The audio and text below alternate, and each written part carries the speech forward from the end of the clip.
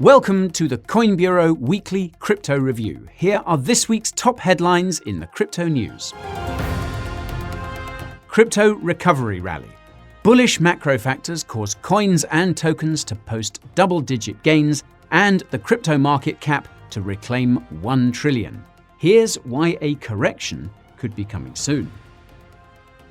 Ethereum upgrade imminent. Developers reveal the date for Ethereum's final test prior to its official transition from proof of work to proof of stake. Everything you need to know. Solana in the spotlight. Unstoppable Finance argues that Solana is decentralized, while the crypto project itself opens a physical store. How will this affect Sol going forward? Crypto exchange crackdowns. The SEC targets Coinbase over crypto listings, and the US Treasury Department targets Kraken over sanctions violations.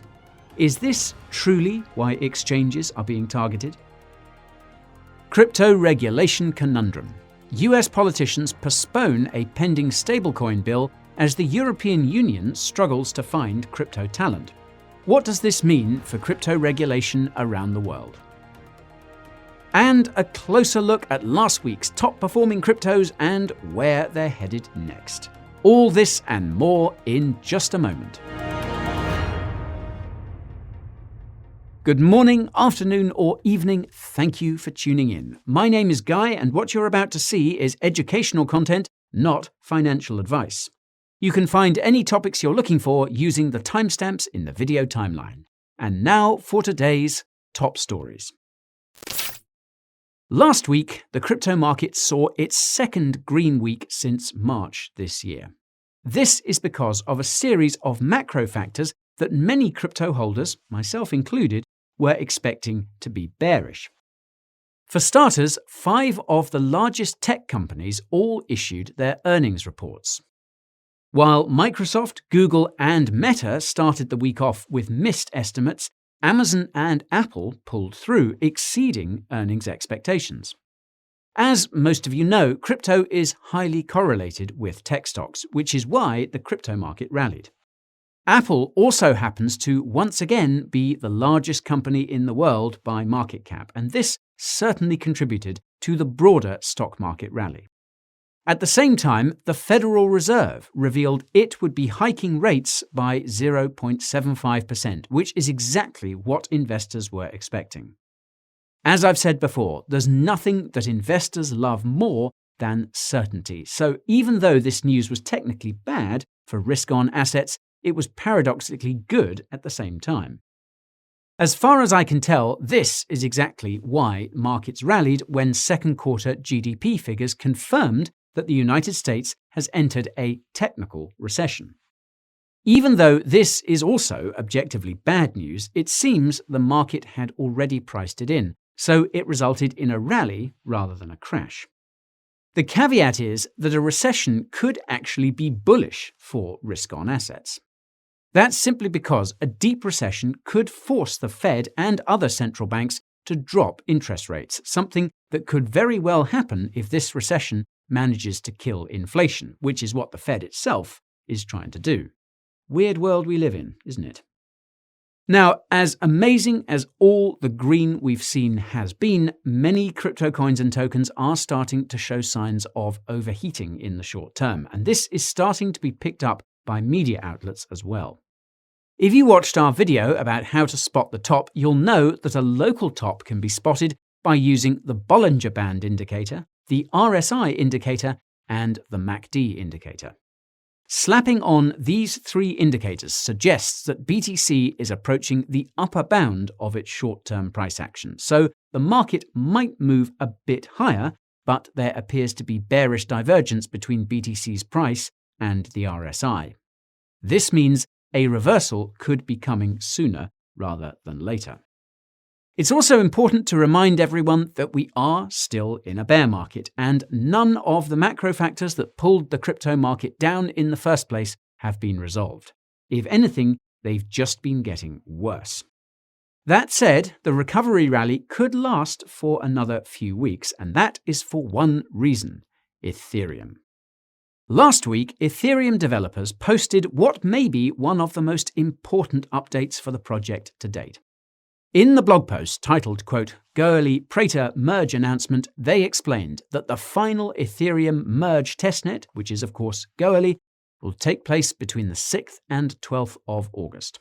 In case you haven't noticed, that means Ethereum's final merge testnet could be complete as soon as this Saturday, and given how well Ethereum's shadow forks have been going, we could see the Goerli testnet happen sooner rather than later. In short, it looks like Ethereum is on track to transition from proof of work to proof of stake on Friday, the 19th of September. And if that is not a date you've circled in your calendar, I strongly suggest you do so ASAP. Naturally, the news of all this progress caused ETH and blue-chip DeFi tokens in Ethereum's ecosystem, such as Uniswap's Uni, to lead last week's macro-driven rally.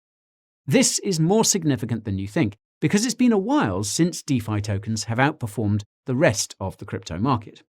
Not only that, but the total value locked in Ethereum's DeFi protocols has increased significantly over the last month, according to DeFi Llama, and by significantly, I mean an amount that's more than the appreciation of ETH and other Ethereum tokens deposited in these DeFi protocols. While this could simply be a sign that Ethereum investors are taking on leverage to maximize their gains ahead of the merge, it could also be a sign that institutional interest in Ethereum DeFi is on the rise. This is more than speculation, as Chainalysis's recent State of Web3 report found that institutions, and especially large institutions, account for most of the transaction volume on Ethereum. More about that report in the description. Now, as almost all of you will know, the main appeal of a proof-of-stake Ethereum to institutions is that it will be more environmentally friendly than its current proof-of-work iteration.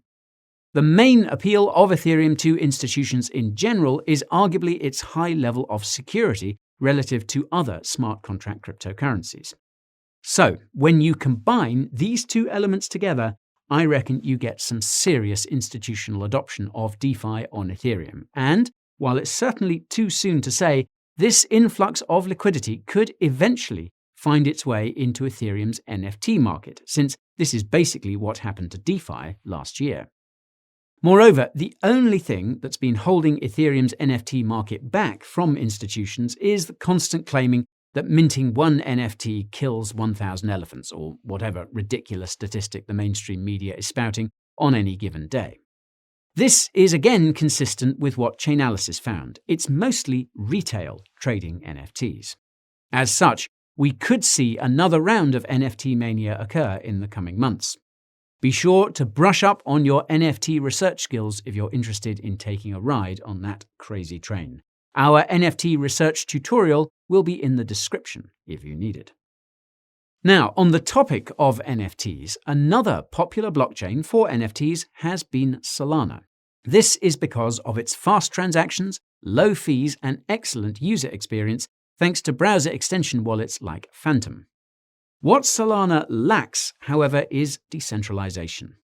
Although Solana has over 1,900 validators, it processes transactions using clusters of up to just 150 validators. This and other technical details are why many have argued that Solana is centralized, which is why so many were surprised when an upcoming DeFi protocol called Unstoppable Finance posted a Medium article titled, quote, Why Solana is More Decentralized Than You Think. In the article, the authors argue that Solana is fairly decentralized because it has almost 2,000 validators, and that the SOL these validators are staking is evenly distributed compared to most proof-of-stake cryptocurrencies. Notice how Polkadot is crushing it. More about Polkadot in the description. I digress. Unstoppable Finance also pointed out that Solana's reliance on centralized node hosting services like AWS is negligible compared to competitors like Avalanche, and that the same goes for the concentration of Solana nodes in the United States and Germany.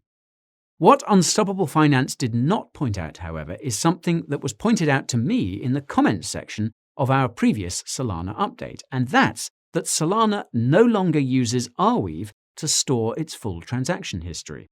It uses Google Bigtable, something we admittedly missed. Now, in our defense, this switch apparently wasn't announced anywhere, and that might have something to do with the fact that it makes Solana much less decentralized. As we mentioned in our video about cryptocurrency decentralization, if a crypto project's full transaction history is being stored in a centralized manner, then that makes it very easy to corrupt said full transaction history. In other words, it makes it very easy to rearrange old transactions. This presents a material risk to Solana, but given how fast its blockchain is growing, there probably isn't any decentralized alternative that can reliably store Solana's full transaction history for the time being. Now, for what it's worth, I'm confident that Solana will go that route when it's made available. In the interim, it looks like Solana superfans will get to experience the crypto project in real life, with its recently opened store called Solana Spaces in New York City, just around the corner from the iconic Empire State Building. Solana Spaces explained on Twitter that it intends to be the physical embassy for Solana and hopes to help customers get started with crypto on Solana. The shop itself contains all manner of Solana merch, as well as NFTs, crypto tutorials, and more. It's likely that it will also carry Solana smartphones once they come out as well, and it's safe to say it's going to be interesting to see whether Solana's physical push will translate to more adoption, especially as the world becomes more digital. One thing's for sure, and that's that all these crazy ideas are likely to attract attention, which may not be a good thing for Sol, given how regulators are starting to close in on crypto, especially in the United States. If you watched yesterday's video, you'll know that the SEC is being encouraged by anti-crypto politicians to go after crypto projects, crypto platforms, and especially crypto exchanges. Well, it looks like the SEC didn't want to disappoint its masters because less than a week after the hearing discussed in that video, Bloomberg reported that the regulator is investigating Coinbase over the cryptocurrencies it offers. For reference, the SEC is in charge of regulating the issuance and trading of securities, like company stocks, for instance. SEC Chairman Gary Gensler happens to think that almost every cryptocurrency is a security, including stablecoins. That's right. Gary actually thinks that owning USDC is like owning a share of Circle, the company that issues the stablecoin token. The only thing more ridiculous than this is the idea that the term stablecoin itself is a marketing tactic employed by so-called stablecoin promoters, something that the Fat F unironically believes. More about that in the description. Now, to be fair to the SEC, there are in fact many cryptocurrencies that are akin to being a stock in a company, specifically the software companies that created those cryptocurrencies. The problem is that the SEC has yet to define what a security is when it comes to cryptocurrency, and this lack of clarity has made it next to impossible for the crypto industry to abide by crypto regulations, such as they are. This is why I and many others suspect that the SEC isn't going after Coinbase because it's trying to protect consumers or uphold any kind of law. If you ask me, it's more than likely that the SEC is going after Coinbase because of how much money is flowing out of big banks into crypto exchanges. It's a similar story with crypto exchange Kraken, which is now reportedly under investigation by the US Department of the Treasury for violating sanctions by allegedly allowing people with residences in Iran, Syria, and Cuba to open accounts. If you've been keeping up with the crypto headlines, you might recall that Kraken CEO Jesse Powell had warned that rogue employees within the company were looking to exact revenge after it published an anti-woke manifesto and told woke employees to leave. Not surprisingly, the mainstream media didn't bother to publish Jesse's response to the allegations on Twitter, where he explained that the term verified account means that someone confirmed the email address and that it's possible, if not likely, that some of Kraken's users relocated to sanctioned countries. More importantly, Jesse stressed that when the exchange detects an account in a sanctioned country, they freeze and close the account, but don't delete it because of US regulations that require them to keep this information on file. In Jesse's words, quote, "Seems like the whole article is based on a misunderstanding that accounts in Iran are able to trade when they're not." And this certainly seems to be the case, given that the author cites 5 former employees as his source for the claim that Kraken is being investigated. Speaking of crypto regulations, it looks like US politicians are having a hard time passing crypto bills these days. Case in point, the bill that would have created stablecoin regulations in the United States was pushed back until after the August recess. This might actually have contributed to the crypto market rally because the architects of this stablecoin bill appear to be Representative Maxine Waters and Treasury Secretary Janet Yellen, both of whom are notoriously anti-crypto. Luckily, there are a couple of pro-crypto bills working their way through the US political system, but if you watched any of our videos about those, you'll know that they're also unlikely to be voted on anytime soon. Aside from the upcoming midterm elections, the sluggish progress of crypto regulations of any kind in the United States boils down to a lack of knowledge about the subject. Let's face it, both the anti-crypto and pro-crypto politicians have next to no idea what they're talking about, and almost all of them get their advice from the lobbyists who donate the most to their political campaigns. The funny thing is that even most of the lobbyists probably have no idea what they're talking about, and I suspect this is a big part of why pro-crypto lobby groups are making so much progress in Washington. They actually know their stuff. If you watched our video about crypto lobbying, you'll know that these groups exist thanks to all the crypto companies that foot the bill, and therein lies the problem for regulators around the world.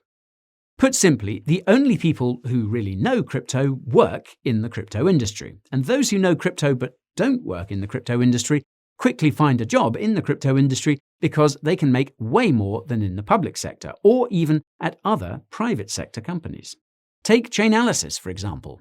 Earlier this year, it was offering British police with crypto experience triple pay if they ditched the uniform and came on board. Triple pay. Who could say no to that? This is why the European Union is starting to get concerned about its own upcoming crypto regulations. An official from Europe's Bank Authority recently admitted that they're having a hard time finding and keeping the crypto talent they need to write and enforce the EU's upcoming crypto regulations.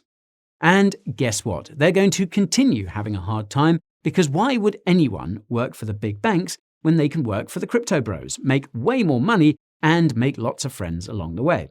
It just goes to show how powerful the incentives of cryptocurrency can be. Turning to the charts now, we can see that BTC continues to set higher lows and higher highs on both the daily and the weekly chart.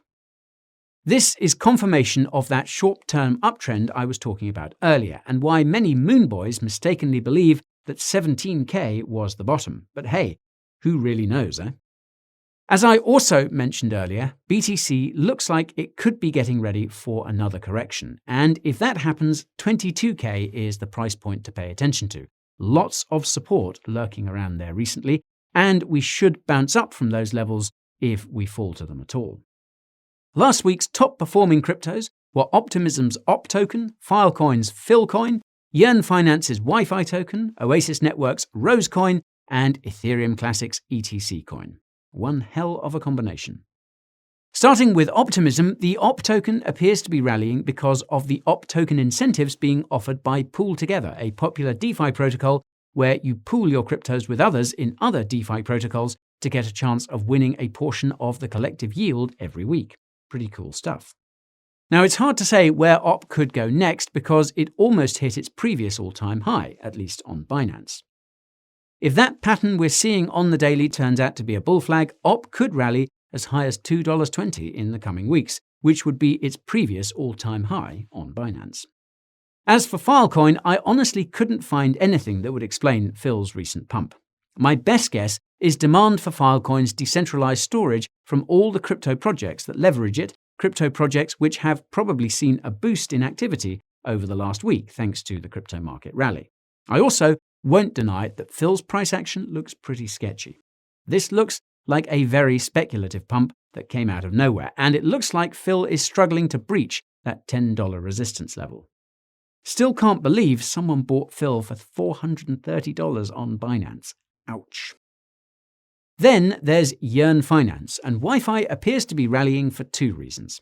The first is that it's arguably a blue-chip DeFi token, and the second is the awesome marketing campaign the project recently launched, which emphasizes the decentralized ownership of assets. Seriously, check it out. Like Phil, Wi-Fi is seeing a seemingly unsustainable pump and is having a hard time breaking through that 12 to 14k pocket. By the way, the only reason why Wi-Fi is so expensive is because of its incredibly small supply. Wi-Fi's market cap actually isn't that big. Stop paying attention to the price tags, folks. Next up, we have Oasis Network, whose Rose coin is rallying on the news that the project has partnered with the one and only Meta to, quote, assess fairness for its AI models while protecting people's privacy. Let's just say I'm cautiously bullish here. Rose is having a hard time getting above that 10-cent mark, and it faces a lot of resistance on the way up. Can't say I see a pattern, so I can't speculate on what could come next. If that Meta partnership translates to demand for Rose beyond speculation, however, that could be huge. And finally, we have Ethereum Classic, whose ETC coin has been a top-performing crypto for 3 weeks straight now, and that's simply because of the possibility that Ethereum's transition to proof-of-stake could be bullish for Ethereum Classic as Ethereum miners migrate to it. If you watched last week's crypto review, you'll know that I predicted a $40 ETC, and a $40 ETC is what we got. That is all well and good, but it looks like ETC could be getting ready for a correction back down to what it was last week, specifically around the low $30 range. Be careful out there and keep practicing your technical analysis. Tutorial in the description. And that is all for today's Coin Bureau Weekly Crypto Review. If you enjoyed it, you know what to do. Hit that like button, subscribe button, and bell icon too. If you're looking to maximize your gains during the bear market, the Coin Bureau Deals page is where you should go. You can find the link to that resource and many others in the description below. Thank you so much for watching, and I'll see you all in next week's episode.